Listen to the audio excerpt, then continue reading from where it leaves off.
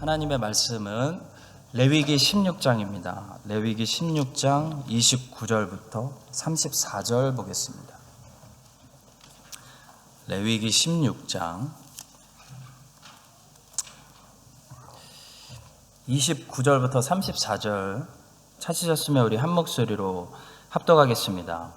너희는 영원히 이 규례를 지킬지니라. 일곱째 달 곧 그달 10일에 너희는 스스로 괴롭게 하고 아무 일도 하지 말되 본토인이든지 너희 중에 거류하는 거류민이든지 그리하라. 이날에 너희를 위하여 속죄하여 너희를 정결하게 하리니 너희의 모든 죄에서 너희가 여호와 앞에 정결하리라. 이는 너희에게 안식일 중에 안식일인즉 너희는 스스로 괴롭게 할지니 영원히 지킬 규례라. 기름 부음을 받고 위임되어 자기의 아버지를 대신하여 제사장의 직분을 행하는 제사장은 속죄하되 세마포 옷 곧 거룩한 옷을 입고 지성소를 속죄하며 회막과 제단을 속죄하고 또 제사장들과 백성의 회중을 위하여 속죄할지니 이는 너희가 영원히 지킬 규례라. 이스라엘 자손의 모든 죄를 위하여 1년에 한 번 속죄할 것이니라. 아론이 여호와께서 모세에게 명령하신 대로 행하니라. 아멘. 오늘은 레위기가 말씀하고 있는 이 메시지 중에서 가장 핵심이라고 할 수 있는 대속죄일에 대해서 말씀을 전하겠습니다. 이 대속죄일은 유대인 달력으로 7월 10일입니다. 이날을 히브리 말로 욤키프루라고 부르는데요. 욤은 day, 날이라는 뜻입니다. 창세기 1장 천지창조에서 이날은 첫째 날이라, 이날은 둘째 날이라 할 때 욤이라는 단어가 사용되었습니다. 그리고 키퍼는 덮는다라는 뜻입니다. 그러니까 욤키퍼, 그 대속죄일은 어떤 날입니까? 뭐 하는 날입니까? 덮는 날입니다. 하나님 앞에서 이스라엘의 죄를 하나님이 보시지 않도록 덮는 날이 바로 대속죄일입니다. 그런데 마침 신기한 것은 지성소에 들어가면 진짜로 덮는 물건이 하나 있었는데요. 그것은 바로 속죄소, 아니면 은혜의 보좌, mercy seat이라고 불리는 뚜껑이 있었습니다. 이 속죄소는 항상 무엇을 덮고 있었는데 항상 무엇을 덮고 있었을까요? 바로 언약궤를 덮고 있었습니다. 그리고 언약궤 안에는 무엇이 있었죠? 세 가지가 있었는데 하나님이 모세에게 주신 십계명과 만나를 담은 항아리와 싹이 난 아론의 지팡이가 그 안에 들어 있었습니다. 이 세 가지는 모두 이스라엘이 광야에 있을 때 하나님께 범죄했던 사건들과 관련이 있는 것들입니다. 예를 들어 하나님께서는 이스라엘 백성들을 택하셔서 그들에게 모세를 통하여 말씀을 주셨는데 그 이스라엘 백성들은 모세가 시내산에서 십계명을 받고 있는 동안 그 밑에서 금송아지 우상을 만들고 있는 죄를 지었습니다. 또 하나님께서는 광야에서 40년 동안 이스라엘 백성들에게 만나라는 양식을 내려주셨는데 이스라엘 백성들은 그것을 감사하지 못하고 불평했습니다. 불평해서 고기를 달라고 하는 죄를 짓고 말았습니다. 또 하나님께서는 모세와 아론을 보내셔서 이스라엘을 애굽에서 출애굽시키시고 광야에서도 인도하셨는데 이스라엘 백성들은 하나님이 보내신 모세와 아론이라는 지도자들을 감사하지 않고 하나님께 대적했습니다. 따라서 하나님께서는 아론의 지팡이에서 싹이 나게 하셔서 하나님이 선택한 지도자들이 누구인지를 보여주실 수밖에 없었습니다. 이렇게 이스라엘이 광야에 있으면서 하나님께 범죄했던 안 좋은 기억들을 떠올리게 하는 것들이 전부 언약궤 안에 들어 있었는데요. 이 언약궤를 항상 덮고 있는 뚜껑을 속죄소라고 불렀다는 것이고 바로 이 속죄소에서 대제사장이 1년에 한 번씩 피를 뿌리며 이스라엘 백성들의 죄를 사함받게 했던 날이 바로 대속죄일 욤키퍼였다는 것입니다. 그러니까 이 속죄소에 있는 지성소 안에는 대제사장이 1년에 딱 한 번 바로 7월 10일 욤키퍼에 들어가서 하나님을 만나는 날입니다. 그렇다면 욤키퍼의 규례를 통해서 하나님께서는 주의 백성들에게 어떤 교훈들을 말씀하시고자 하는 것일까요? 몇 가지만 오늘 살펴보도록 하겠습니다. 첫 번째로 욤키퍼는 안식일 중에 안식일이라고 불리는 날이었습니다. 16장 31절 제가 다시 읽겠습니다. 이는 너희에게 안식일 중에 안식일인즉 너희는 스스로 괴롭게 할지니 영원히 지킬 규례라 말씀합니다. 이게 무슨 의미일까요? 히브리 원어에도 이 안식이라는 단어를 분명히 2번 반복하고 있습니다. 그 얘기는 이 날이 다른 모든 안식일들 중에서도 가장 1년 중에 최고의 안식일이다 라는 말입니다. 왜 하나님은 욤키퍼를 말씀하실 때 이 안식일 개념을 이렇게 강조하셨을까요? 안식일의 특징이 뭡니까? 이스라엘 사람들은 안식일에 절대로 일하면 안 되었습니다. 일하지 못하게 만드는 날이 안식일이었습니다. 그런데 욤키퍼는 무슨 날입니까? 속죄 받는 날입니다. 이 날은 안식일 중에 안식일이기 때문에 이 속죄하는 날에는 특별히 절대로 일하면 안 된다는 것입니다. 절대로 사람이 일하지 못하는 날이 바로 욤키퍼다라는 것인데요. 하나님이 이것을 왜 강조하실까요? 바로 이것은 우리가 사람의 일, 그 사람의 행위로 구원받을 수 없다는 것을 분명하게 못 박는 메시지인 것입니다. 그런데 이 욤키퍼에 유일하게 일할 수 있는 딱 한 사람이 있었습니다. 그게 누구입니까? 바로 이스라엘의 대제사장입니다. 욤키퍼는 안식일 중에 안식일, 큰 안식일이기 때문에 이스라엘의 모든 사람들은 그날 아무 일도 하지 못하고 누구에게 오로지 시선을 집중합니까? 바로 홀로 일하고 있는 대제사장입니다. 대제사장은 1년 내내 평상시에는 아주 화려한 대제사장의 옷을 입고 성막에서 일했습니다. 이 대제사장이 입는 옷의 묘사를 보면은 그 옷이 얼마나 화려했는지를 알 수 있습니다. 거의 왕들이 입는 그런 모습이었다고 해도 무리가 없을 정도로 대제사장은 1년 내내 욤키퍼를 제외하고 1년 내내 평소에 입는 옷이 화려했다는 겁니다. 자, 그런데 1년에 딱 하루 이 욤키퍼 때는 대제사장이 자기의 화려한 옷을 벗습니다. 그리고 세마포 옷을, 하얀 옷을 입습니다. 세마포 옷은 그냥 화려하지 않은 하얀 옷입니다. 대제사장이 세마포 옷을 입고 성막에서 활동하는 모습을 볼 수 있는 날은 오직 이날밖에 없습니다. 원래 화려한 옷을 입은 왕 같은 이런 존재가, 이스라엘의 존재가 겸손하게 세마포 옷을 입고 하나님의 성막 앞에서 이스라엘의 모든 백성들을 위하여 홀로 일할 수 있는 날, 홀로 속죄의 제사를 드리고 있는 이 대제사장의 모습은 그리스도가 하늘 보좌를 버리시고 이 땅에 십자가를 지시기 위해 초라한 인간의 모습으로 오셨음을 암시하고 있는 것입니다. 그래서 욤키퍼에서 제일 먼저 중요한 것은 이 날은 안식일 중에 안식일이다. 다른 모든 사람들은 일할 수 없는 날, 오직 하나님이 선택하신 대제사장, 그분이 혼자 모든 백성들을 위해서 대신 일해주는 날, 이것이 성경에서 말하는 진정한 속죄의 모습인 것입니다. 예수님께서 실제로 이 속죄의 제사를 드리시기 위해 십자가로 가실 시간이 되었을 때 내가 이제 죽으러 간다 라고 제자들에게 자주 말씀하셨습니다. 자, 그때 한 제자가 주님, 다 주를 버릴지라도 나는 주님을 버리지 않겠습니다 라고 말했습니다. 자, 그때 예수님께서 그 제자에게 뭐라고 대답하셨습니까? 그래, 너의 생각이 기특하니 나와 함께 일하러 가자 라고 하셨습니까? 아니죠. 네가 3번 나를 부인하리라 말씀하셨습니다. 이 일에 관해서는 아무도 나와 함께 일할 사람이 없다는 겁니다. 이 일만큼은 내가 일해줘야 한다는 것입니다.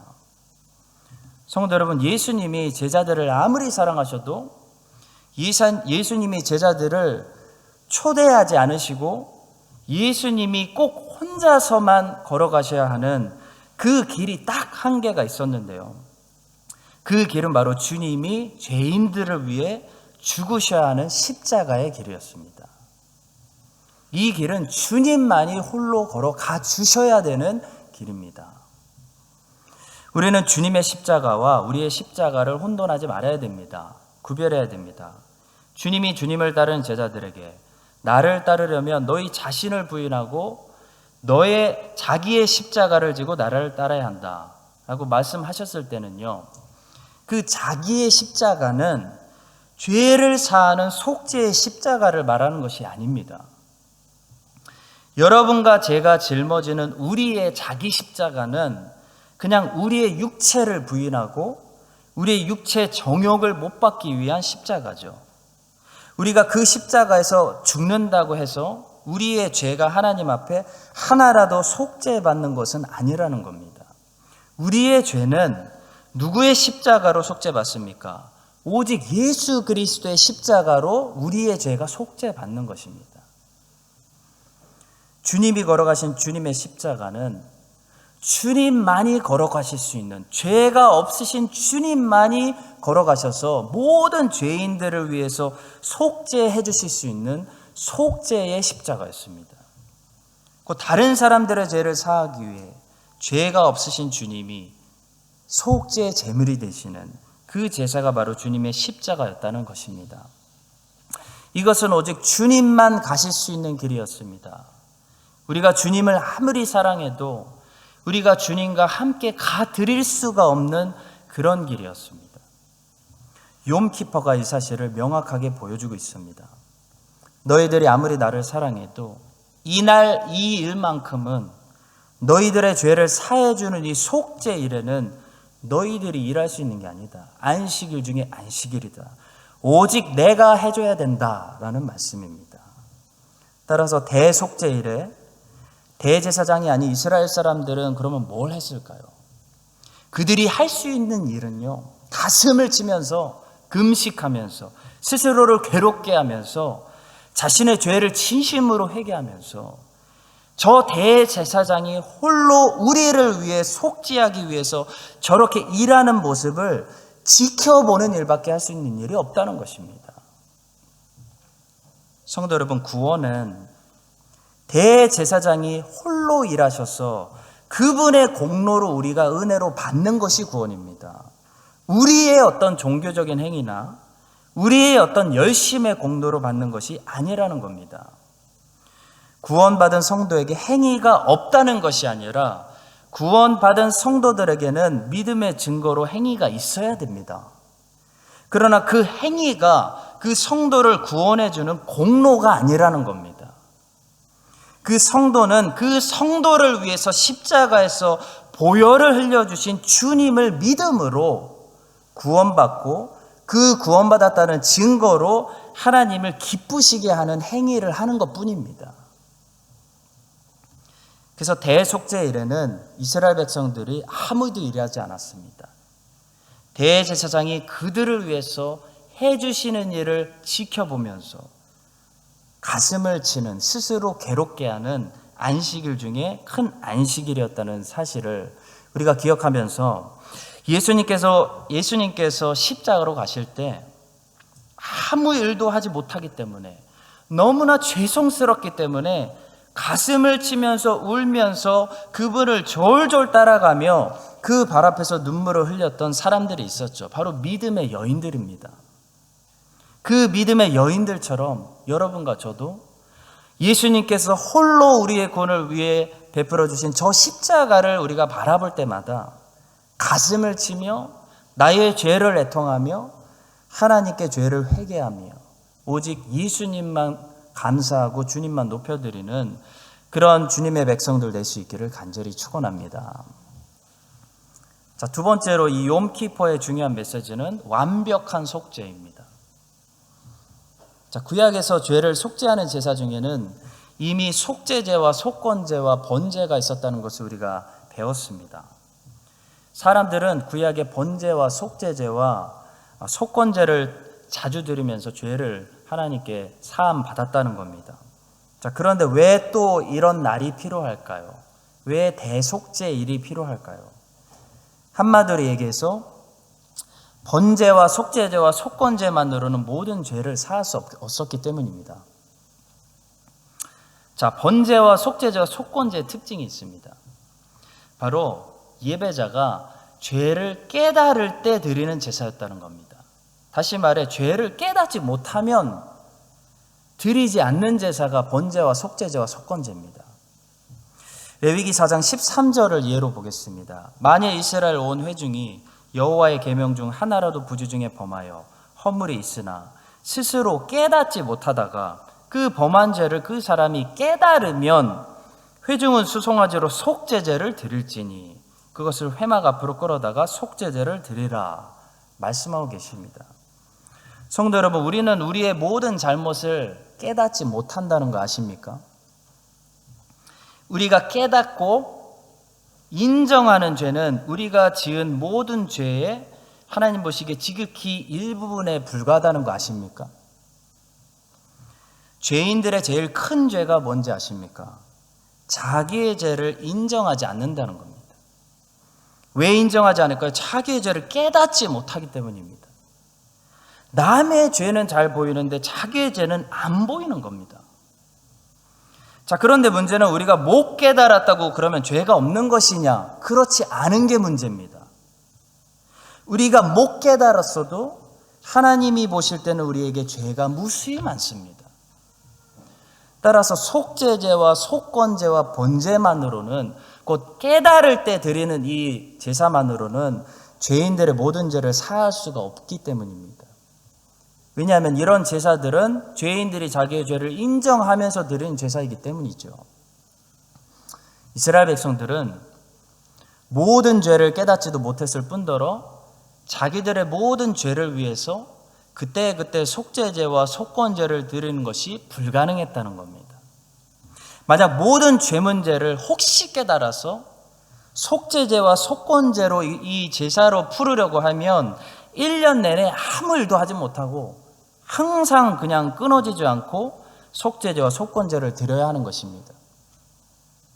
자, 혹 그렇게 드린다고 하더라도 하나님 보시기에는 그것만으로는 너희들의 모든 죄를 완벽하게 속죄하지 않았다. 그래서 대속죄일이 필요하다라는 것입니다. 자, 대속죄일의 특징이 있는데요. 이 대속죄일에는 세 가지 방향으로 속죄 제사가 이루어졌습니다. 첫 번째는 인간 대제사장은 자기도 죄가 있기 때문에 제일 먼저 인간 제사장 자신과 제사장의 가족들을 위해서 속죄를 했고요. 두 번째는 이제 이스라엘 온 백성들을 위해서 대제사장이 중보자로서 속죄를 해 주었습니다. 자, 근데 그것이 다가 아닙니다. 세 번째는 성막과 성막에 있는 기구들을 향해서도 속죄가 이루어졌습니다. 자, 이 세 번째 방향이 아주 중요한 메시지를 가지고 있습니다. 아니, 왜 성막을 향해서도 속죄 제사가 에사에서 사용한 피를 뿌렸냐는 겁니다.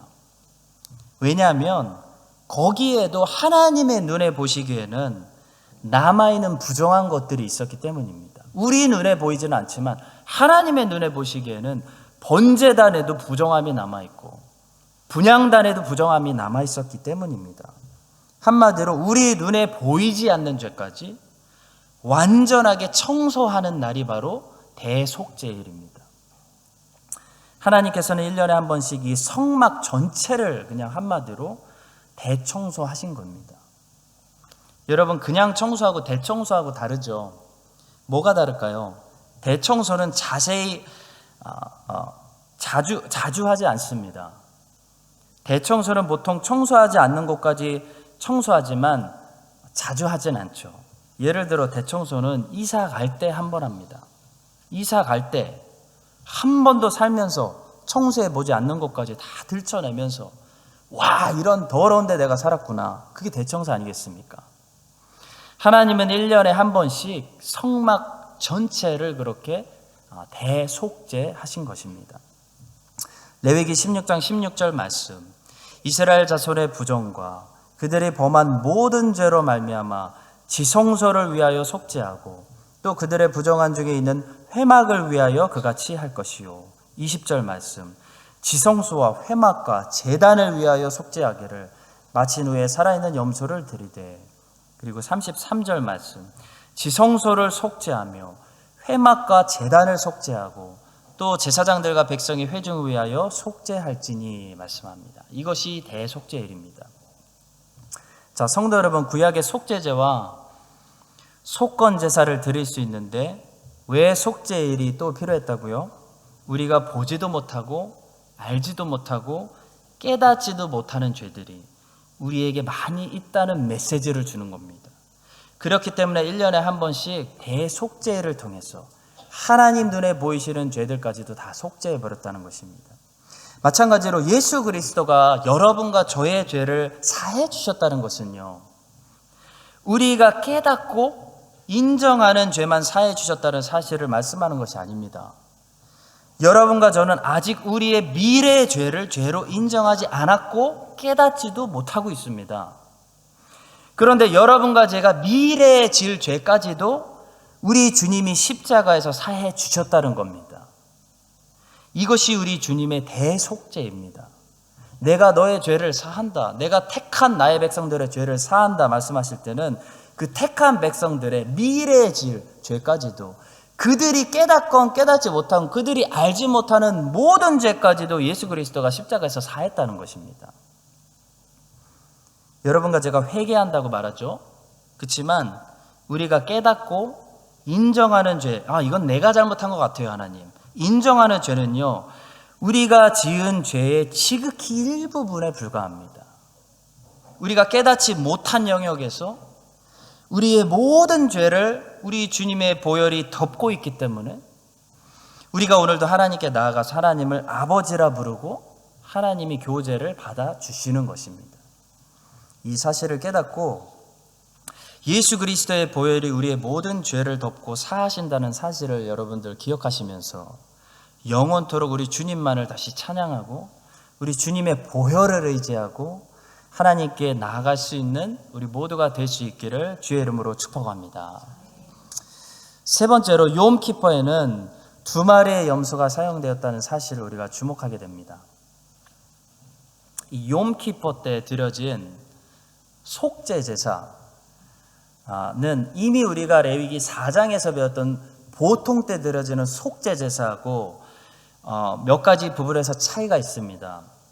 예를 들어 보통 레위기 4장에서 말하는 보통 때 드리는 속죄제는요, 이 속죄 제물의 피를 가지고 성소 안에 들어가서 지성소 앞에 있는 휘장에다가 7번 뿌렸습니다.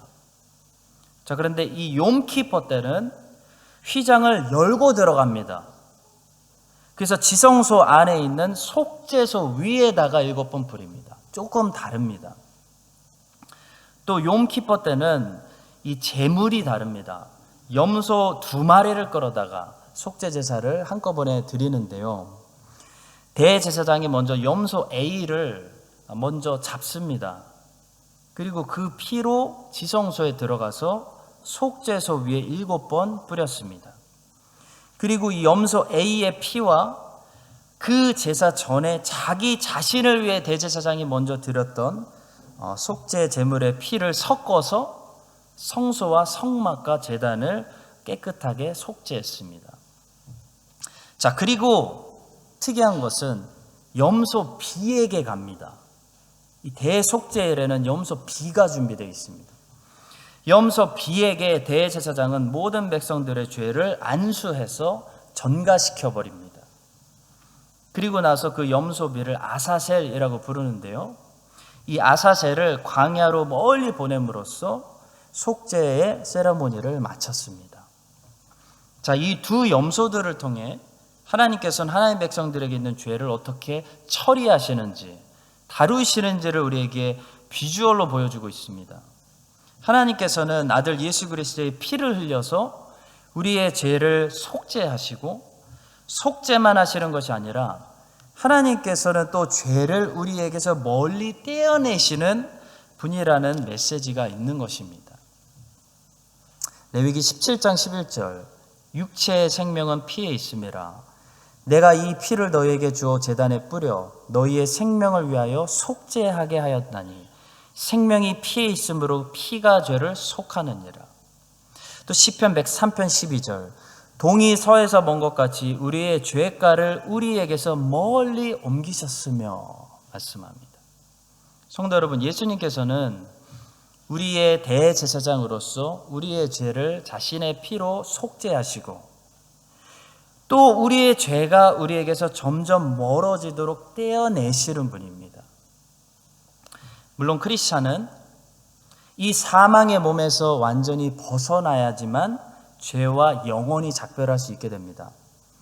그러나 크리스찬은 사망의 몸을 이 땅에서 여전히 가지고 있는 지금 이 시간에도 성령님의 도우심을 받아서 죄와 점점 떼어지고 멀어지는 성화된 삶을 살 수 있다는 겁니다. 그 일을 예수 그리스도께서 성령님을 통해 하신다는 겁니다. 우리는 죄 없는 삶은 살 수 없지만 죄를 점점 더 죽이는 삶은 살 수 있다는 겁니다. 한 번도 패배하지 않고 항상 승리할 수는 없지만 이제 항상 패배만 하는 게 아니라 많이 승리할 수 있는 삶의 가능성이 우리에게 열렸다는 겁니다. 저는 그래서 단순하게 이 크리스천의 삶을 스포츠와 비교해서 생각합니다. 스포츠에서 한 시즌에 모든 경기를 전승해서 우승하는 팀은 없습니다. 예를 들어 미국 프로농구 NBA는 한 시즌에 82경기를 하는 걸로 제가 알고 있는데요. 82경기 중에서 한 시즌에 70승 이상 하면요, 그 팀은 역사에 남습니다. 항상 모든 경기를 승리하는 팀은 없다는 겁니다. 자, 그러나 항상 승리하지 못해도 우승할 수 있습니다. 저는 크리스찬의 이 땅의 삶이 바로 그와 같다고 생각합니다. 성경이 분명히 가르치는 것처럼 죄 없는 사람은 이 땅에 존재하지 않습니다. 크리스찬이 돼도 우리가 이 사망의 몸을 벗어나기까지 우리는 이 땅에서 여전히 죄를 짓고 살아갑니다. 자, 그러나 달라진 게 있습니다. 예수님을 믿기 전에는 그 죄를 멈출 수가 없었다는 겁니다. 그때는 항상 패배만 했습니다. 자, 그때 우리의 별명은 패배자였습니다. 노예였고 종이었습니다. 자, 그런데 예수님을 믿고 크리스찬이 된 사람은 이제부터 죄 없는 완벽한 삶을 산다는 것이 아니라 이제부터 승리할 수 있는 삶, 죄를 멈출 수 있는 삶이 가능해졌다는 겁니다. 따라서 우리가 얼마나 육체의 정욕을 절제하고 성령님의 인도하심에 날마다 순종하느냐에 따라서 우리가 얼마나 성화되느냐, 한마디로 우리가 얼마나 자주 승리하는 삶을 살 수 있느냐가 결정된다는 겁니다. 우리가 그래서 많이 승리할수록 우리는 그만큼 하나님께 많이 영광 돌리고 하나님께 많이 쓰임받고 하나님 나라를 에베소서에서 말씀하는 것처럼 충만한 삶, 하나님 나라를 누리는 충만한 삶, 넘치는 삶을 살 수 있는 것이고요. 우리가 많이 패배할수록 성령님의 인도하심을 받지 않고 성령을 근심하게 하고 자꾸 육체의 정욕을 따라 살면은 하나님께 영광 드리지 못하는 삶을 살게 되는 것입니다. 에베소서라는 성경은 크리스찬이 과연 어디까지 사는 것이 가능한지 보여주는 말씀입니다. 에베소서는 다른 바울 서신들과 달리 그 당시 그 교회에서 일어나고 있던 어떤 특정한 문제라 케이스에 대해서 다 바울이 답변하려고 쓴 서신이 아닙니다. 그래서 에베소서를 아무리 들여다봐도 당시 에베소 교회가 가지고 있던 상황의 문제를 전혀 다루고 있지 않습니다. 에베소서에는 교회가 최대한 잘 되었을 때 어디까지 교회가 잘 될 수 있는지 한마디로 이상적인 교회 모습을 보여주신 것이 에베소서의 메시지고요. 크리스찬이 최대한 잘 살았을 때 어떤 모습까지 충만해질 수 있는지 한마디로 크리스찬의 이상적인 모습을 우리에게 보여줌으로써 너희들도 한번 여기까지 올라와 봐라, 여기까지 살아봐라 라고 말씀하고 있는 것이 에베소서의 메시지입니다. 그래서 에베소서는 충만함, 풍성함에 대해서 말씀하고 있는 것입니다. 여러분, 그래서 에베소서에 나오는 그 이상적인 교회의 모습을 우리 크라이스트처치 한인장로교회 교회의 목표로 삼아야 되고요. 에베소서에 나오는 그 충만한 성도의 모습을 우리 모두가 목표로 삼아야 할 줄로 믿습니다. 혹시 거기에 도달하지 못하더라도 적어도 목표는 알아야 된다는 겁니다. 우리에게는 1년에 365일이라는 기회가 주어지고 있습니다. 저는 1년에 300일을 승리하는 사람이 있다면 그 사람 때문에 기독교 역사가 바뀔 거라고 생각합니다. 일주일에 우리가 5일만 승리해도 우리는 뉴질랜드 역사를 바꿀 수 있다고 저는 믿습니다. 일주일에 적어도 우린 이틀 3일은 죄를 멀리하고 성령 있게 온전히 순종하는 일에 승리하는 사람들이 되어야 한다는 것이 저의 소심한 생각입니다. 크리스찬인데도 일주일 내내 패배하고 일주일이 아니라 2주일, 3주일 내내 패배하다가 한 달에 겨우 하루 이틀 승리하는 삶을 산다면 그 자녀는요, 아직 아기와 같고 더 젖이 필요하고 20세 이상으로 싸울 만한 군대로 조직되어서 하나님 나라를 확장하는, 하나님께 쓰임받는 영광 돌리는 삶을 살 수 없다는 겁니다. 스포츠에도 연승, 연패라는 게 있습니다. 한번 연패하기 시작하면요, 그 징크스에서 빠져나오는 것도 쉬운 게 아닙니다. 늘 지는 것에 익숙한 팀은요, 시합을 하기도 전에 오늘도 지지 않을까라는 생각부터 합니다. 사람들도요, 그 팀이 지는 거에 익숙하기 때문에 기대를 하지 않습니다. 또 지겠지. 어쩌다가 그 팀이 이기면요, 오히려 놀랍니다. 야, 웬일이냐. 네가. 크리스찬도 마찬가지입니다. 늘 지기만 하는 삶을 사는 크리스찬은요, 내일도 쉽게 질 가능성이 매우 크다는 겁니다. 웬일이냐, 네가 승리하고. 그런데 자주 이기고 가끔 패배하는 크리스찬들에게는 오늘도 승리하리라라는 기대를 가질 수 있다는 겁니다.